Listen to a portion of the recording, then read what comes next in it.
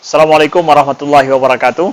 Anda rindu mendengarkan kajian-kajian dari ustadz-ustadz kita dari Aceh? Kunjungi channel YouTube Maulizul Akbar NAD. Subscribe, like, share, komen.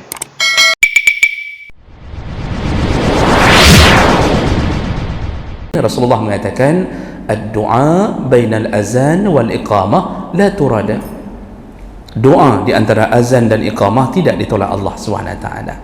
Makanya habis azan itu ada tuntunan dari Nabi langsung dalam hadis Nabi. Pertama, ketika mendengar azan, sahut azan. Kemudian yang kedua, selesai azan, salawat kepada Nabi. Salawat semuanya, muazzin salawat, yang mendengar salawat.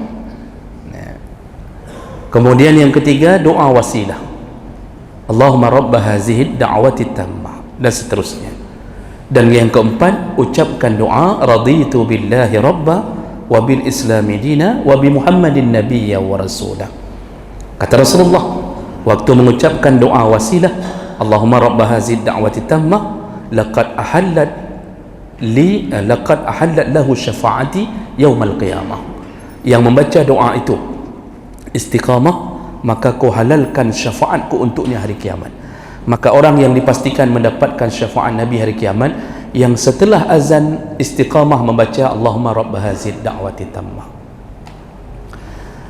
Dan orang yang membaca raditu billahi rabba setelah azan, maka diampunkanlah dosa-dosanya yang telah berlalu. Selesai itu kita salat sunnah.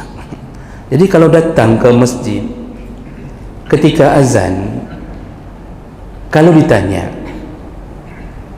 kalau ada orang yang langsung solat ketika azan, sahkah solatnya? Sah, karena sudah masuk waktu. Tapi baikkah perbuatan itu? Dibilang tidak baik? Tidak begitu juga, karena dia solat. Solat perbuatan baik. Namun kalau disuruh pilih, yang mana lebih baik? Berdiri,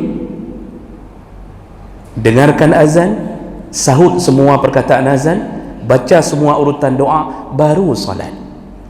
Makanya orang yang langsung salat ketika azan itu hilang semua fadilah ini, Pak. Hilang semuanya, tidak dapat fadilah ini, padahal besar sekali pahalanya.